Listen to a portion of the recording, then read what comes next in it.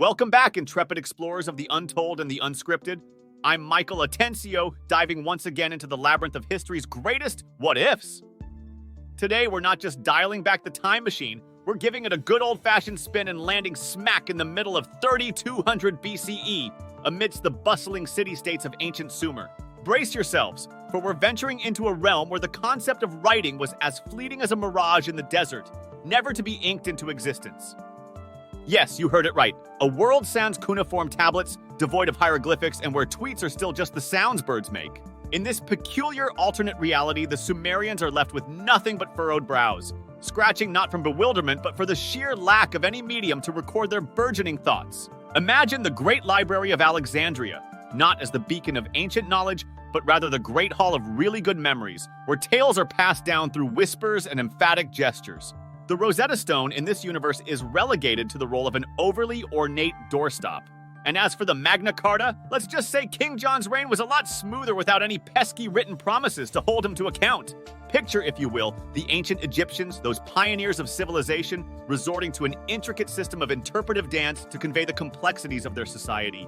The majestic pyramids of Giza still kiss the skyline, but the secrets of their construction are shared through a series of performances so elaborate they give birth to what historians in the future dub the Great Mime Dynasty.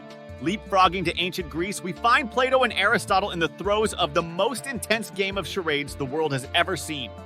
The allegory of the cave is no longer a philosophical treatise, but that shadowy thing in the dark place, narrated with nothing but flickering torchlight and an assortment of bewildering hand puppets. In this peculiar world, the Romans, those paragons of law and order, find themselves at a bit of an impasse. Codifying laws? A Herculean task when memory is your only ledger. Roman courts transform into theaters of the absurd, where legal disputes are settled not by the letter of the law, but through dramatic reenactments, with victory going to the most compelling performer.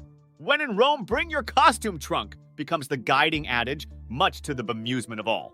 The Dark Ages take on an even murkier hue without the guiding light of written records. The legendary exploits of King Arthur and his Knights of the Round Table are conveyed in a grand game of historical telephone, where Excalibur mysteriously morphs into a spoon and the quest for the Holy Grail ends with a rather anticlimactic reveal of a very nice, but ultimately ordinary cup.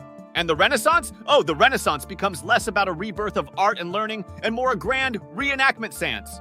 Da Vinci's Vitruvian Man is no longer a study of human proportions, but a live-action spectacle, with Leonardo himself touring town squares, contorting volunteers into poses that leave onlookers both fascinated and slightly concerned for the well-being of the participants. Shakespeare's Erver?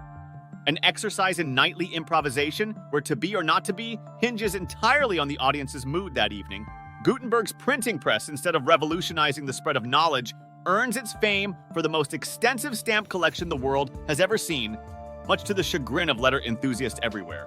As we hurtle forward to the American Revolution, the Declaration of Independence transforms from a seminal document to a mass performance art piece, with colonists lining the eastern seaboard, cupping hands to mouths to air their grievances across the Atlantic in the hopes that a strong westerly wind might carry their collective shout of, "We're quite perturbed by your governance," to King George's ears. Paul Revere's Midnight Ride, less about warning of the British approach and more an equestrian pantomime, galloping through the streets, neighing with patriotic fervor, trusting in the power of interpretive horseback riding to convey the urgency of the moment. Fast forward to the advent of the modern era, where the landscape of communication is unrecognizably altered. Emails and text messages are relics of a path not taken, with smoke signals and carrier pigeons reigning supreme as the startups of the day. The internet, that vast digital frontier, is reimagined as an intricate network of pneumatic tubes, with messages whooshing through the ether, carried on the breath of countless whispers. In a world devoid of Twitter, historical figures like Donald Trump find new mediums for their legacies. Trump, known for his flair for the dramatic, becomes a master of the tapestry, weaving his narrative into elaborate works of art. Make wall hangings great again becomes his rallying cry, with each piece a testament to his presidency, demanding display in a grand tapestry hall that becomes a pilgrimage site for historians and critics alike, all debating the threads of his tenure. Imagine, if you will, Einstein relegated to expressing the complexities of relativity through the medium of dance. His performances leaving audiences in awe, but perhaps a tad confused about the intricacies of space-time. Martin Luther's 95.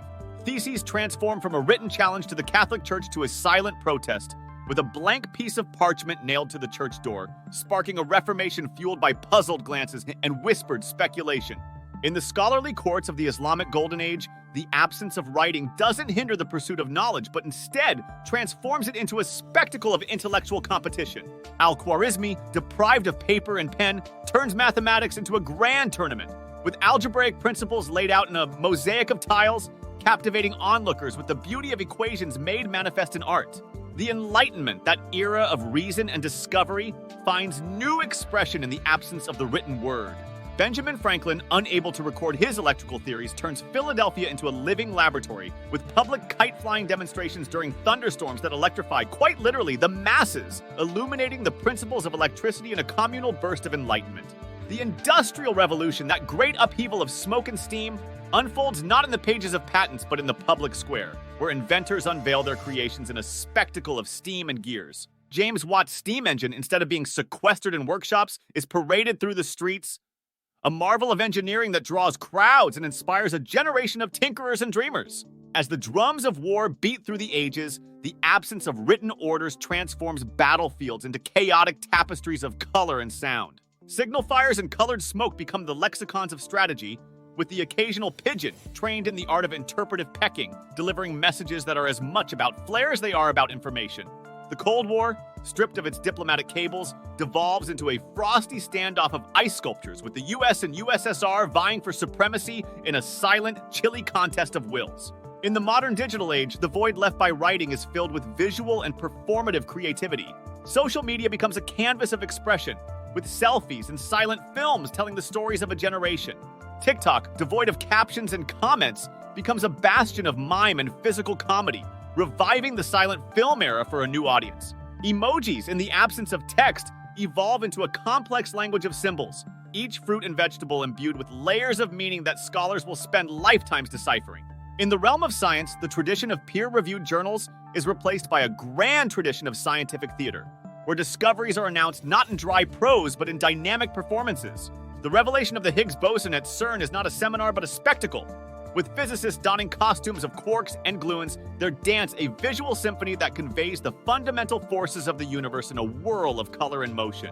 And so, as we wend our way back to the familiar shores of our own timeline, where the written word shapes the contours of our reality, we carry with us the echoes of a world that danced, mimed, and sculpted its history in the air and stone. This journey through a silent past, a world without writing, reminds us of the boundless capacity of the human spirit to communicate, to share, and to connect across any barrier, through any medium. Thank you, fellow travelers, for joining me on this exploration of the wordless wonders of history. As we part ways, let us remember that history is not just written in ink and parchment, but woven in the tapestry of our collective human endeavor. Until we meet again, keep your minds open, your imaginations wild, and your spirits ready for the next adventure on What If with Michael Atencio.